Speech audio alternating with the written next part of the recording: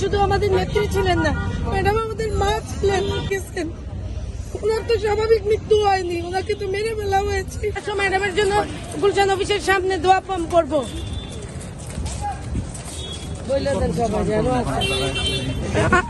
আপনি তো পরিবারের মানুষ, যেরকম মারা গেলে আমরা যা করি, আমার বাবাটা মারা গেলে যা করি বা আমার স্বামীটা মাটা মারা গেলে যা করি, আমরা দোয়া করব।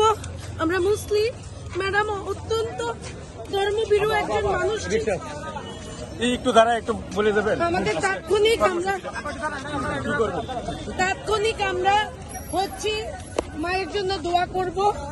আমরা যেহেতু মুসলিম, আমরা কোরআন খতম দিব গুলশান অফিসের সামনে তাৎক্ষণিকভাবে, যেহেতু এখানে মেয়েদের নিয়ে দাঁড়িয়ে থাকার মতো একটা স্পেস নাই। আমরা তাৎক্ষণিক সিদ্ধান্ত নিয়েছি। ম্যাডাম তো শুধু আমাদের নেত্রী ছিলেন না, ম্যাডাম আমাদের মা ছিলেন। মায়ের জন্য সন্তানদের যা করা উচিত আমরা তা করার চেষ্টা করব। আমরা দলীয় কর্মসূচির বাইরেও মায়ের জন্য আমরা দোয়া চাচ্ছি আপনাদের সবার কাছে, আপনার মাধ্যমে দেশবাসীর কাছে, আপনাদের সবার মাধ্যমে দেশবাসীর কাছে দোয়া চাচ্ছি। আমাদের মায়ের জন্য আপনারা দোয়া করবেন। যিনি শুধু আমাদের মা নাই, দেশের জন্য তিনি জীবন দিয়ে গেছেন। ওনার তো স্বাভাবিক মৃত্যু হয়নি, ওনাকে তো মেরে ফেলা হয়েছে। আপনাদের কাছে দোয়া চাই। কোথায় যাচ্ছেন আপনারা?